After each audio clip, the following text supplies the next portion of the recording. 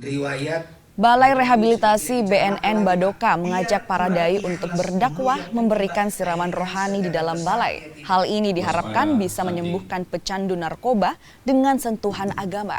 Selain siraman rohani, para dai juga ikut membantu memberikan sosialisasi bahaya narkoba kepada masyarakat melalui ceramah mereka. Ya, banyak sekali, terutama di tempat rehabilitasi BNN ini, kekuatan agama itu sangat diutamakan. Namun bukan hanya Muslim di sana, semua agama ada di sana.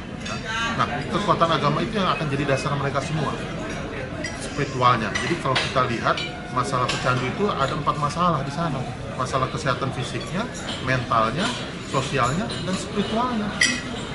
Kalau spiritualnya sudah bagus, itu akan merembet ke masalah fisiknya.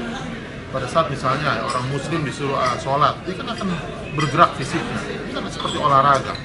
Secara sosial, di agama dilarang untuk berkelahi sama-sama. Secara sosial akan bagus. Terakhir secara mental, dia akan menghilangkan stres kalau kita pendekatannya ke agama, ke Tuhan, dan lain-lain. Jadi kalau spiritualnya diperkuat, semua masalah ini insya Allah